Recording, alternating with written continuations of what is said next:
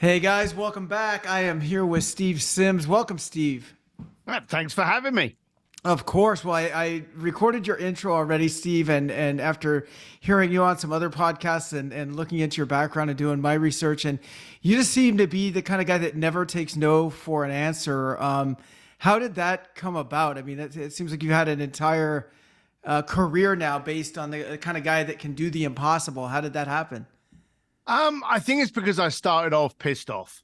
As a young lad, came out of school at the age of 15, never went to college, never had anything like that. My family owned a very small little building industry, a little building company, construction, and I was asked, to jump on them and just help out. So at the age of 15, I'm now on a building site with my dad, my uncles, my cousins, and my granddad, and I'm thinking, is this it?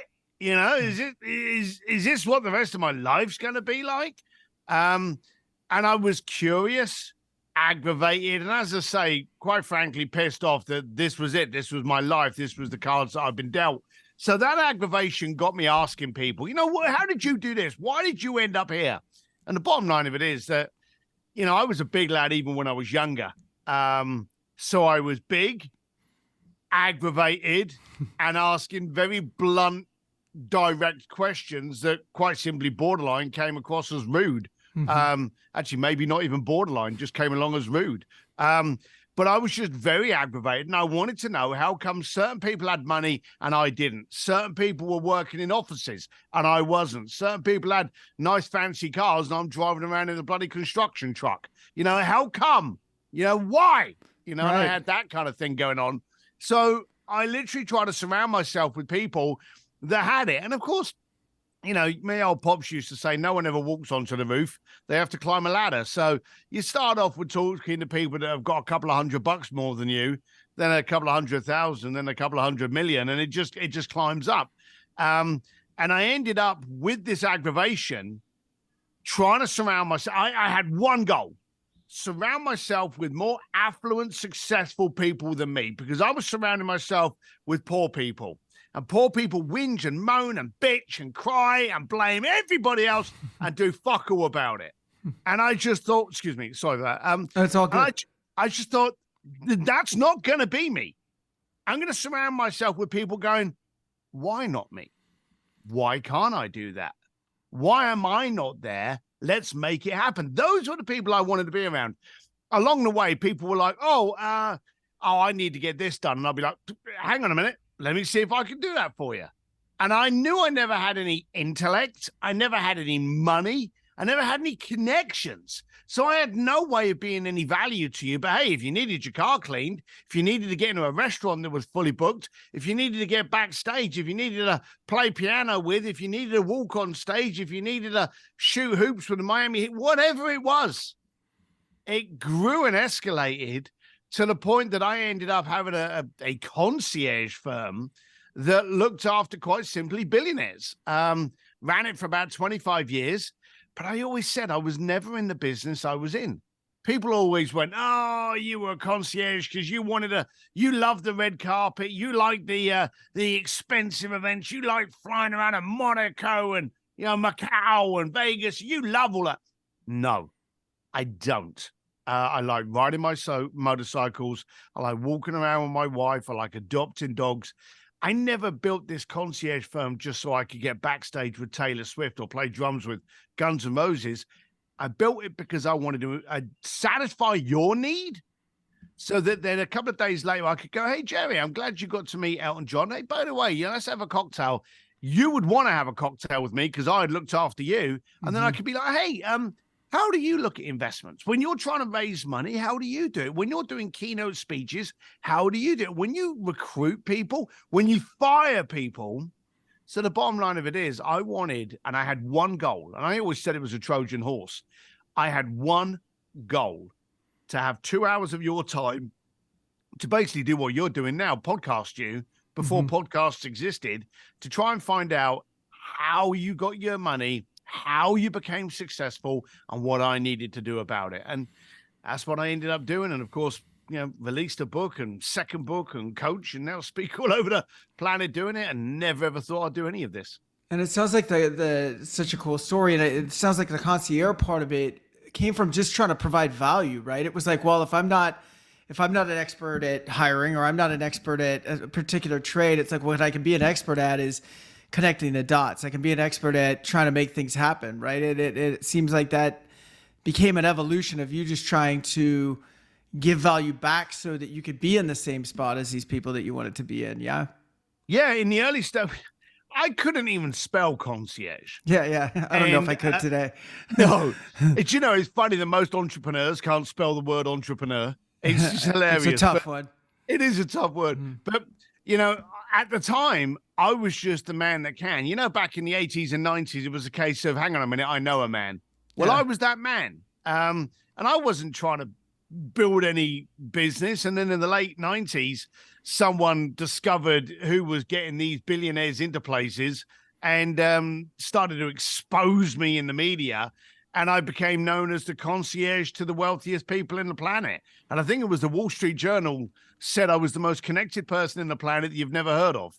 But they started calling me a concierge. And I'm like, hang on a minute. Isn't that a doorman? Isn't that someone who works in a hotel? I'm not booking you a restaurant. I'm taking over the whole restaurant. I'm not walking your dog, So sure. I actually took offense with it at the time. But it didn't really matter. It was probably great for business, though. I got to assume all that press. Oh God! Well, actually, that's a funny thing. You say that, because I think it was 2000. I don't know, 5, something like that. We were working with the Grammys, the Kentucky Derby, Cartier. Working with some of the biggest brands in the planet. Literally, I had the richest people in the planet on my at the time Palm Pilot and stuff. Yeah. If anyone remembers those. I do. I had it. But I had all of these people, and I would always look through like the London Times top 100 and the New York Times top 100 list of richest people in the planet, and would be able to circle my clients. And true fact, there are actually parties for people that can prove they have more money than the top 100 list that are not in it. Okay. There are parties of people that are going, because let's be serious, you get in that list and it can be bad for you. It's obviously bad for your tax. So there are actual parties all over the planet where people actually celebrate not being in the list, but should have been. And I've been to those parties.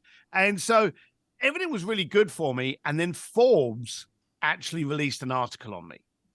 And I think it was 8 pages, and it had me with Elon Musk, Richard Branson. It had me with presidents and rock stars. It was a hell of an expose on the most connected man in the planet with the coolest job in the world. I think that was the title. And I was laid in bed, and I very, very rarely take my phone to bed. Very rarely. And it was ringing. And I was annoyed. Oh, God, I should never take my phone to bed. And I answered it, and I'm like, hey, wait, who is this? What's going on? And they went, hey, wizard. This is a true story. And I'm like, what, too early for games. What is it? And they went, hey, wizard. And I'm like, all right, now you're pissing me off. What are you talking about? Who is this? And they went, and he told me who it was. And he said, you're the Wizard of Oz. And I said, you're making no sense to me. Talk to me. What's going on? He said, you're in Forbes. There's an 8-page article on you as the real life Wizard of Oz. And I'm like, you're kidding? He's like, no, it's true. You're in there. So I'm like, oh, this is amazing. This is brilliant. Forbes magazine, that's a big deal. And I lost by 1 o'clock that day, probably 35% of my business. Oh, because they just don't want the publicity. The richest people in the planet like to pretend that it's their connections that get them the access. Sure. They don't want to be known as the man that just pays this funny fella to get them to meet Elton John and stuff. So I literally had a barrage of clients contacting me going, hey, Steve, I've enjoyed working with you for 8 years, 9 years, 20 years, but I can't, you can't come to my parties. I can't be seen near you because I can't allow people to know that it was you. Right. And I'm like, no.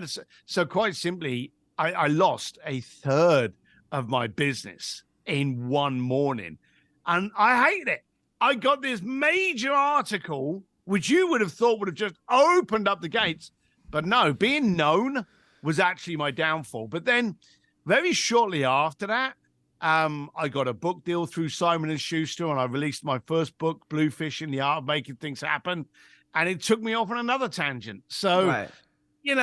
one door closes, the other one opens kind of thing. But that was a very, very traumatic day for me. Oh, I guess so. So I want to go back, you're 15 years old, you quit school, you decide.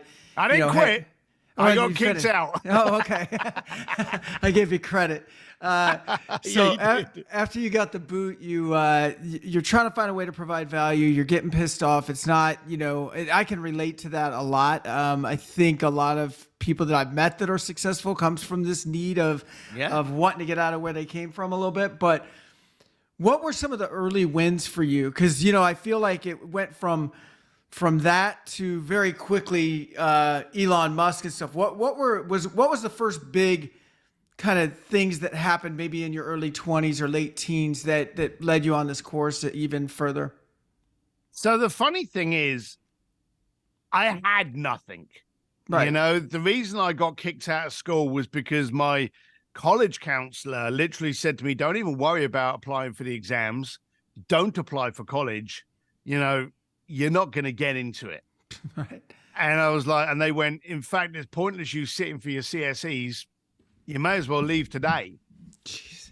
And I'm like, really? And they went, yeah, okay. All the best, Steve. Fuck, and that was it. So I remember walking home going, school just asked me to leave. My mum phoned up the school and they were like, yeah, it's pointless, So That's rough. That was pretty nasty. It made me laugh because I ended up lecturing at Harvard twice. Sure. But anyway, so I left school then. I didn't have anything. So you say about what were your biggest wins? I didn't have any big wins. I had these accumulation of little baby wins. Mm-hmm. And here was the biggest lesson for me, which was in your question. I also never had any losses. From a very, very early stage, I realized I was winning or I was learning. And every time anything went to shit, which, let's be blunt, most of the time it did, I applied because I thought to myself, if I want to surround myself with rich people, I've got to work with rich people. Okay. And so I tried getting a stockbroker job, a limousine driver, jet charter sales, art gallery, anything that was surrounding affluence. I tried to get a job in, and of course I couldn't. So I realized, okay, I can't do that. I'm ill-equipped to do that. I can't tolerate that. So I was learning all of these things. And I tried getting a job when I was in London for stockbrokers. And the stockbrokers said, well, we're actually doing a recruitment drive at the moment for our Hong Kong branch. Okay, so would you be willing to be trained in Hong Kong? And I was like, yeah. And they said, I take it you've got all the qualification. And they said to me, I take it you've got all of this. Because I'd gone to the interview, sure, they assumed I had all of these certifications and qualifications. They went, oh, I take it you got that. And I went, oh, yeah, got all that. So I thought to myself, it's never going to happen. They actually recruited, I think it was about 60 people. It made up most of the flight, but they recruited about 60 people to go and be apprentices in this branch in Hong Kong. So we turned up, we all landed on the Saturday. Well, we got given our apartments. There were like 6 or 7 people in each apartment. And then we got drunk that night, went out again on the Sunday, got drunk Sunday night because I was qualified to do that. Then on the Monday, I went to the training, the first day of initiation. And I did my first day. And on Tuesday, they brought me into the office and fired me. They realized that I didn't have any of the qualifications. It was illegal for them to actually retain me because I didn't have a single qualification. Of course, by that time, I hadn't even finished school. So I had none of those basics.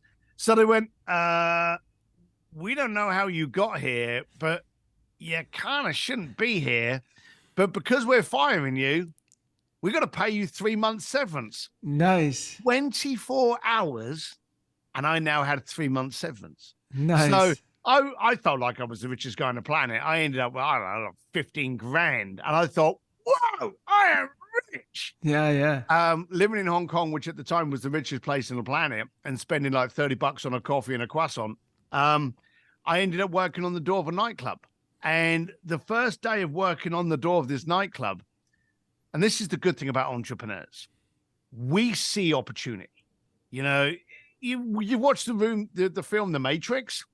Entrepreneurs are the Matrix. We see things differently. When someone's looking at something that's terrible, we're looking at something that's an opportunity. And I'm on the door with these two other meatheads. And these two guys, all they wanted to do was to save as much blood as possible off of their shirts and go home with one of the girls. That was their goal for the night, okay?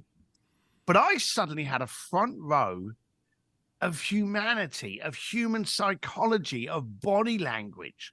I could see the guys coming in that were a little bit aggravated that were going to start a fight. I could see the girls that were coming over to celebrate a hen night and maybe want to start a fight. Believe me, most of the fights were started by girls.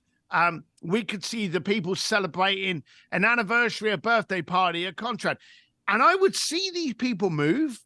And as they would come towards the door, I'd be like, evening, guys. What are we celebrating tonight? Oh, Johnny just got a great contract. Great. Let me make sure I've got you a good table. And I was starting to pick up on body language and see through the fakes and flakes. Sure. I could see people with real money and how they acted. And I could see the wannabes, the guys that go, oh, look at me. I've got this expensive watch. My credit card, all 7 of them are spanked out for me to be able to pay for it. Sure. But I've got it, that kind of thing.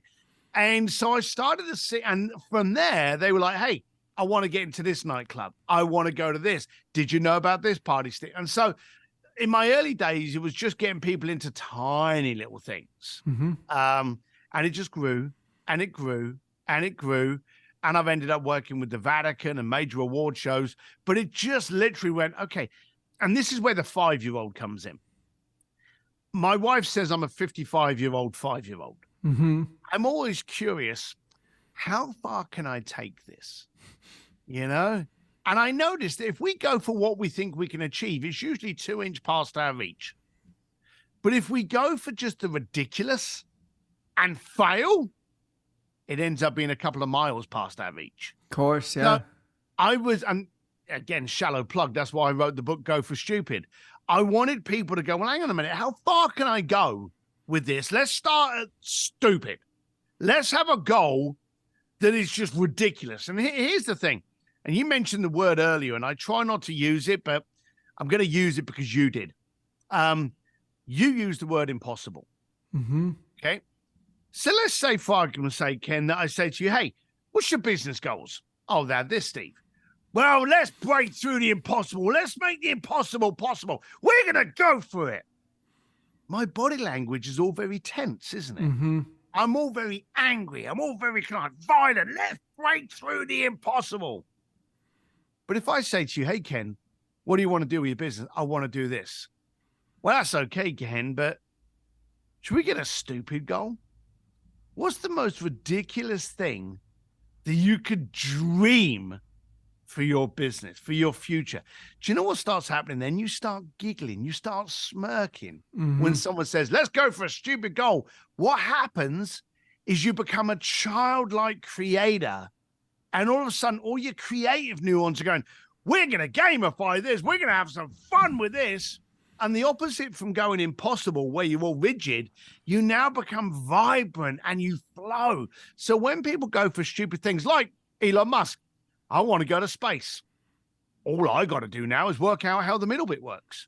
Right. I want to build a car that I never need to use fossil fuel. The middle bit's just an engineering problem. Sure. You know, so, you know, everyone has, you know, Steve Jobs. I want people to be able to just drag and drop. I just want the ease of simplicity. He didn't know about coding. He didn't know about engineering. He didn't know about it. It's got to look pretty. It's got to be easy. And that was it, you know? So I had that aggravation. I wanted to go for stupid things and I wanted to push it. I was always learning how to speak to people by originally speaking badly with them. You know, Jay Abraham always says, to get a fantastic answer, you've got to ask a fantastic question. And in the early stages, I was asking shit questions and getting shit answers. Right. So it was just a consistency of just trial and error and growth. And again, this constant willingness to fail and learn. And that's where my greatest education is. I am incredibly well educated, but let's be serious. The school had nothing to do with it. Sure. And I mean, I think like your whole story, I think maybe it goes back because you didn't have anything to lose. So in the early days, like you said, everything's a win or you're learning from it. Yeah. There's nothing to lose. There's no business that's going in the tank because you made a bad decision or anything. It's all upside, right? It's all every win, every little thing that you do adds to it. Like you said, it's a bunch of accumulation of wins. And it sounds like it built into your psyche. Like, hey, there isn't such a thing in your mind as impossible, right? It's always out there. And even while you were talking about it, I was thinking about a lot of times in business, let's say a business is doing $2 million a year, a small business, and the goal is, 20% growth. And that would be great. And I'm not saying that's bad, but that gets you to 2.4 million. And I mean, I think in your version, it's like, well, what if it was 100? And it's like, that's a whole different set of questions because to get an existing business to grow 20%, you're probably just going to focus on the stuff we're already doing and just try to do it a little bit better, right? Yep. But to take a business from 2 million to 100 million or 20 million or whatever, that's a whole different set of questions, like you're saying. Those are yes. That's how do we operate in a way that's completely different than what we are right now to create a company that's 50 times bigger than what it is now. But all the people, and this was. Yeah, I won't even mention the book because I'm not trying to plug it here. No. But so have you ever written a book? No. Well, not exactly. Yeah. Co-writer. Right. Yeah. Writing the book was one of the most painful things I've ever been through. And the worst experience of my life, and I've had some ups and downs, is doing the bloody audio version because they stand you in something the size of a porta toilet. And you have to read your book. It was horrible. Okay, very little air, no light. It was just horrible. It really was like just being stuck in a lift shaft for 2 days, and I hated it. And I came out of that experience. It became a bestseller and all that kind of shit. But I came out of that experience going, okay, I know what it's like to author a best-selling book. I know what it's like to do an audio book. And I'm sure as shit never ever doing it again. Right. And I vowed I'm a one and done. Got it, tick, brilliant. Thanks for coming to the party. And I was never going to do it again. And then this thing called COVID came across. And I was just watching the world and COVID opened up. And all of a sudden, I'm not flying around the planet. All of a sudden, anyone that I need to get to is at home. They're not on golf trips. They're not on business trips. I could get hold of anyone I wanted to because I knew they were in the exact same place as me, the couch. Right. And I'm like, this is good. And I'm like, oh, I don't know how it's going. And of course, like all of us, when COVID started, we thought 3 months and it'd be gone, And I'm like, I've got to pile the shit out of this. And I would always walk around with my phone. And if there's someone that popped up that was interesting, I would put them on my hit list. And I'll be like, I want to get in front of that person. I want to meet that person. I'm just going to write the name down. Okay. And that would be on my hit list. And over like about 5 years, this hit list really grew, And then we got to COVID. And I think I had about 60 people on this hit list. Okay. And I thought to myself, they're probably at home. Yeah. They probably got nothing to do. This may be the best. Do you know, I hit every single one of those bar one who sadly died about 2 months before COVID. Oh, wow. So I didn't get a good number. Every single one of them that were alive, I got and I communicated. Now, I never went into business with all of them. Some of them just did little interviews. Some of them were like, it's not right for me. But about a good third of them I'm still working with. Wow. But as that's happening to me, I'm seeing all these shitheads going on to Facebook going, right, well, I've been watching the Sopranos off of Netflix. How else can I waste my life? Mm-hmm. And I'm like, hang on a minute. We've been given an opportunity. We've been given the one thing nobody on the planet can buy. Time. Yeah. Exactly. And I'm like, this is the brilliant moment. And I suddenly started realizing that people were abusing it. So I started like, and I'm not very subtle, I'd start doing little digs on my Instagram pages, and I'd start doing little digs on my social. And every now and then I'd send out an email going, what kind of moron are you? And I would do these kinds just to get people to be different, Right. And try to correct them and go, hey, this is a brilliant time, revel in it. It's only going to be around for a few weeks. Of course, I didn't know it was going to be around for a few years, but I loved it. And I will openly say, apart from the pain that people went through, and if you lost a member, I am sorry. You may think I'm being callous, but I'd love to see this pause happen every 5 to 10 years. Yeah. Where for a period of time, give you my wife, I met her when she was 17. We've lived together forever, love her, got 3 kids, got beautiful dogs. Everything's great. Okay. I knew I loved her. I really didn't know how much I liked her. And I got to spend 24 hours a day, 7 days a week, no breaks for 2 years. Whoa. I didn't realize how wonderful my woman was. That's a really good point. My wife and I met when she was 15 and I was 19. We got married, but she was 17, and I'm about your age now. So same thing. It's like that's your partner at that point, right? You're in the bunker together, and it was really good for us as well. And I had some of the same, I think, revelations of what can we do with this time? We ended up blowing up one of our businesses, starting another one. Yep.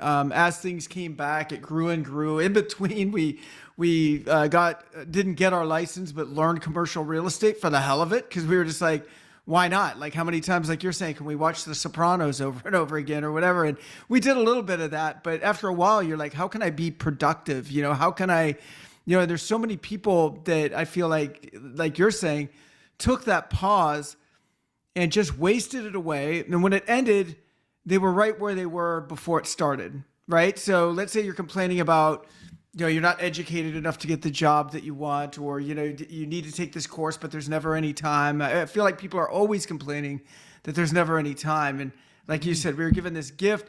Most people were subsidized during that gift. So it wasn't just that you got the time, it's that you got your bills covered for you, and we got to choose how we used it, Yeah, there was a report done, and I forget how many it was. I want to say 500,000. So you may need to get a fact checker on this. But there was something ridiculous that there were 500,000 new millionaires registered, first-time millionaires in the period of COVID, which has been the biggest amplification of new millionaires in any point in our history. Yeah, because at the time. Yeah, you say about you imploded. I shut down 3 businesses, okay? And you also made the comment about that's your partner, you're in the bunker. When you're fighting the fight, you don't have time to sharpen the sword. Mm-hmm. So you're constantly doing this, and business is going like this, and everything's crazy. We had COVID where we could look and go, well, hang on a minute. I know I've been fighting. I know I've been working, 28 hours a day. Is it worth it? Is there a way of me working? Because we could never stop, because our competitors would overtake us. But they were also in the shitter. They were also sitting on the couch. You could literally, I redesigned all our websites. We actually launched a media company where we helped other clients launch their websites and their brand and their tonality. And the media company just took off.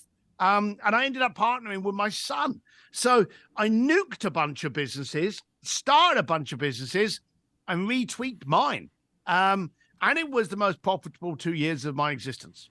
Nice. That is so cool. So I want to hear some stories. I know you got plenty of them. So, and obviously only the ones that you can tell, but what are some of the most craziest events that you've been on over the years? I know there's a ton of them, but. Okay, let's go big. Which will probably give a good idea of the whole go for stupid philosophy. Sure. I had a client. I was actually working in Rome at the time because a client of mine had wanted to get married in the Vatican by the Pope.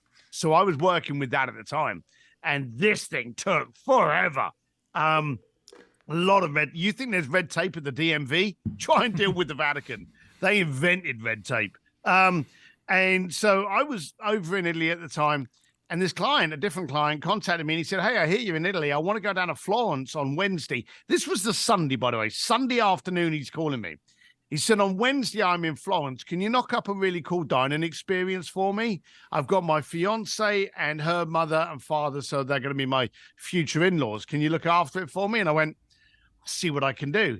So straight away, you go, well, okay, do I look at what can be achieved or do I start at the top and scale back? Now, a lot of people ask me, have you ever failed and not got what you wanted? Millions of times. But again, I've always ended up at a point which is far in excess of what the client would have settled for. Now, he wanted a dining experience. I could have gone on the Italian version of Open Table, got a really fantastic 5-star restaurant, paid the chef to come out, go, hey, how's your tiramisu? Great, brilliant, get a photograph. That would have been cool.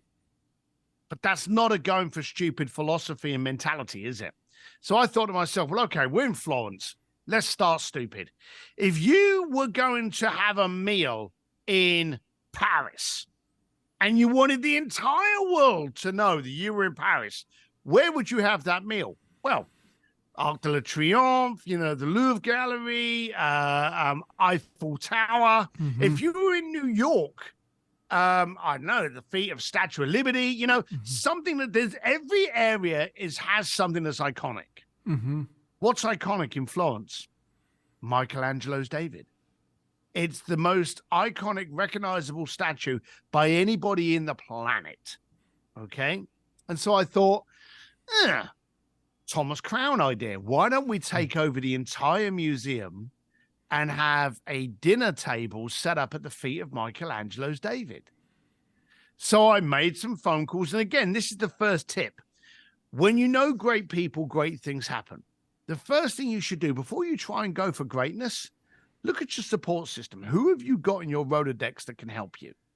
So I've always focused on relationships. So I phoned up a bunch of people, I'm thinking of this crazy idea, 9 o'clock at night, I want to have, and I literally told them what my dream was. Some people couldn't help me. Other people couldn't help me, but knew somebody that may be able to. Some of those couldn't help me, but it finally got down to a couple that went, we got you. And they made the introduction. And I actually went into the museum and pitched my idea at this event. And the funny thing is, they went for it. They actually liked the idea. So then this is Monday at like midday. We're going to have dinner on Wednesday at 9 o'clock. I've got basically 2 days and it's all sorted. Do you already know at that time that it's going to be Andrea Bocelli that's going to play, or are you thinking I'll just get the museum and figure out? I'd like to thank you there, Ken, because you just stole my thunder. But I'm sorry. So I had 2 days, and like all entrepreneurs, when we get those boring moments, when everything is working right, we sit there and we go, right, how can I fuck this up? How can I? We all do. We don't let things lie. So I've got the meal, which would have been phenomenal. How can I make it better? And that's when I started making some calls to my music friends. And one of them came up with the idea, well, you're in Italy. Andrea Bocelli is basically in Italy. You've got the Pope and then you've got Andrea Bocelli, as two of the most famous people in the planet, or in Italy, should I say. And so I had some people phone him up. And he was in Tuscany, and he agreed to do it for a charitable donation. And we had at 9 o'clock at night, my client had his starters, getting into the entrees on his main course. And I said, I have a local entertainer I'd like to bring in and serenade you while you're on your pasta. And they went, thank you, Steve, that'd be wonderful. And I walk out with Andrea Bocelli and stand him at the feet of Michelangelo's David. Oh my God. And they were like, what the hell is going on here? I never thought I would achieve any of those things. But the trouble is, most of the time, you are the one that gives you your answer. You'll turn around and go, oh, I'd like to do this, but I can't. They would never have me. Oh, why would they talk to me? You're your worst enemy. Yes. I dared to ask and shockingly got absolutely everything I asked for. And so I did that. And of course, like that went around the planet, and I've done keynote speeches on this all over the world. In fact, I'm back in Italy, I think in like 2 weeks' time, and I'm sure as hell going to bring this story up because the Italians love it and go ooh and ah. But I dared to go for something ridiculous and then got it. It's amazing. And I mean, I think looking at that, and for some reason I thought we had already talked about it, which is why I threw his name out there, because in the intro I talked about it a little bit. I was reading about it earlier today. And anyway, it's so crazy, and it's such an exaggeration of a point in our own lives that I think about it, in business even, where so many times we're confronted with something that's like, that's probably too big of a client for me, right? Like that's probably, that job's a little bit too big. That client's a little bit too big. That person probably wouldn't be interested in what I have, right? I think we just sell ourselves short constantly, which is why I love your work so much, is that you're never selling yourself short. And I think it all comes back to that upbringing, right? Of you kept aiming and kept hitting it. It's like, well, why not aim higher? Why not aim higher? And it sounds like you started getting into I don't want to say a game, but a little bit of it seems like you'd get bored doing the same things over and over. And so some of these things seem like you're trying to challenge yourself a lot of times to see if you can make it happen. Would that be accurate? 100%. I've had people ask me to set up that Bocelli dinner, I would probably imagine 30 times now. Yeah. Okay. And every single time, and I've spoken with the Bocelli family many times, we're never doing it again.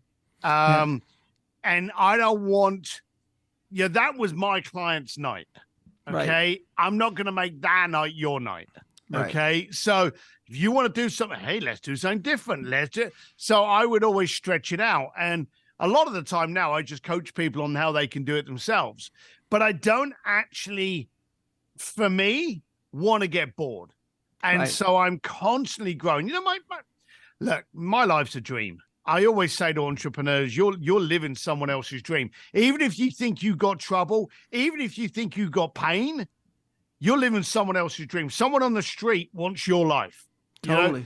They want the benefit of your problems. So I'm living people's freaking, fantasies. Yep. But at the same time, if I am in the exact same position today, mentally, financially, educationally, as I am in 6 months' time, then there's been no growth. And life is for living. It's not for just parking it. It's not for just, ooh, let me get through this. Every single day is your last. And you got to play that game like that, because one day you're going to be right. Amazing. Now, it sounds like during COVID, as things, certainly in your world, you were in the mainly live events kind of world. When did you get into podcasting, and where are you now in terms of the mix of how you spend your time? So at the beginning of COVID, I was doing a lot of speaking, a lot of coaching, a lot of live events, and I was also running the concierge firm. The concierge firm obviously couldn't exist in COVID. And like many, many companies, the travel industry got very badly hit. I used this as a time to close down that firm. So we actually closed it down during COVID. In fact, another group's actually, I think, bought out the name and stuff and is actually doing rather well with its rebirth. But I moved away from that. And at the time did a lot of virtual events. And it was funny. There was like a flow throughout America, like Florida wouldn't be closed for COVID, but LA would, New York could be shut, but Nashville would be open. So what we ended up doing was we ended up picking some of these hot spots, or spots that were open, and throwing these live events. And I run these masterminds called speakeasies, which are like just 2 days of just unconventional mastermind work. And they've been doing really well. We started them 3 years before COVID, and was able to find locations during COVID that we could all get together again. So, we were very much focused on, okay, how can we opportunize this? So a lot of my time now is doing a lot of virtual, doing a lot of coaching, doing a lot of speaking. And I travel literally the planet speaking on different keynotes and different subjects on communication and reaching just basically ridiculous goals and the whole go for stupid mentality. And that's where I am now. But I'm very much focused on making sure people look at me and go, well, hang on a minute. If this bricklayer from London can be doing it, then I'm already out of excuses. And so that's my focus now. That's very cool. That's very cool. And I was curious when you're putting these events to, or back in the concierge stage, when you're doing that full time big events. Obviously, the Andrea Bocelli thing is one thing that was for a specific client. But if you're doing a major party and Elton John's coming there or whoever, do you get to enjoy that, or are you pretty much are you managing every detail while that stuff's going on? Because it sounds like on the outside, it sounds like it's amazing, and I'm sure it was. Another part of it is it might be extremely stressful depending on the individual and the level of detail that you've got to manage, you know? So they always say that the host of the party's not at the party, right? Because they're making sure the party's for you. I would be running an event in like Stade or Monaco or Hollywood or something like that, and I would have 200 of the richest egos in the planet in that room. And in fact, funny enough, as you were asking that question, any party that I have actually can go back to and go, oh, I enjoyed that party. The only reason I enjoyed it was because I had stepped outside and bumped into someone and had a conversation, while they're having like a quiet moment, or they're waiting for their car, or they've turned up early or something like that. So, but the actual parties, it's not me. I don't like crowds. I don't like too much noise. I like to have an old fashioned in my hand, sit down and actually have a conversation with someone. What's sparking you at the moment? What's terrifying you? What's arousing you? What's exciting you? I want to have a conversation. You can't do that with 200 people. And as I say, a lot of that time you would then end up with a lot of egos. And you say Elton John, I worked with Elton John for 8 years. You bring a bunch of people into the room and they all want to meet Elton John. They don't want to meet each other. Right. I want to meet Elton John, and Elton's a fantastic, phenomenal character. But so were the guests. There were guests there that owned things like countries. Right. And all you want is a bloody photograph. You're missing out on the person. You're missing out. Elon Musk is next to you. Sure. And you want to get this photograph. So, it was always kind of weird. And I kind of also, because of the Matrix, got a kind of insight sometimes into human psychology that I didn't really like. You get these people that would get a photograph and then the following day, now they had paid me to get them into this event. And then the following day you would see this bullshit about, oh, it was so wonderful. I got this personal invite from Elton and he sent a car to pick them. No, he didn't. Right. And I don't understand why you needed to elaborate on that. I didn't know why you needed to do that. So a lot of the time in my business, I actually got to see a side of humanity, which I didn't really kind of agree with. And so, no, I didn't enjoy pretty much most of the parties. I liked the experiences. Like, bearing in mind, that Bocelli one, they shut the museum down for us. I think it was like 5:30. And I had it until 1 o'clock in the morning. He turned up at 9, left, I think it was 11, just after 11. So I had my own private museum for 3 hours before he even turned up. That's pretty cool. So, and I was literally just sat there chatting away with Veronica and Andrea Bocelli. So I had some fun with that. But then when the work started, that's not within my lineup of the best part of that night. Yeah. And I can see what you're saying with that side of humanity that's kind of significance driven, that's look at me, that they want to get their photo ops and all of that, but there's not sometimes a lot of substance there. But it's amazing the work that you do, man. And what's next for you? What are your big goals coming up? I want people to go for stupid. And that's not the book. That's the mentality. I want people to stop. We're in a moment where we've got the cancel culture and the gotcha society. We're scared shitless to say something that may be politically incorrect. Like I said to you earlier that, I love my woman. Okay.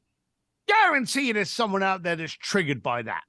But if you speak to me and Claire will call me her man, and I will call her my woman, my one.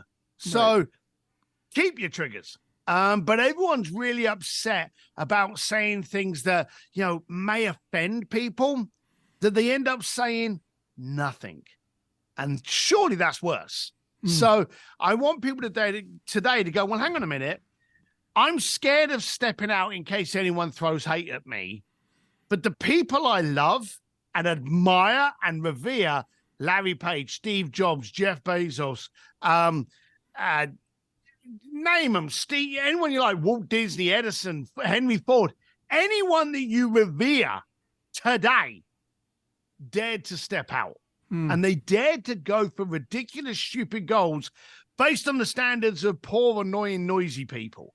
So my goal today is to get people to go, do you know, I'm not going to be that. I'm going to step out. I'm going to be something different. I'm going to be the person that the child at school goes, I want to be that lady. And that's what I'm hoping that I'm going to create an impact and a wave with. It sounds like you've already made some great inroads with that. Thank you so much for being on, Steve. Honor to meet you. I feel like you've got like hours and hours and hours of stories that I'd love to hear. So maybe we'll have you back on down the road. Thanks for joining us, especially on this somewhat holiday weekend. And have a great rest of your day and weekend. And I hope our paths will cross soon. To go off, pal. Thanks for having me. Thank you.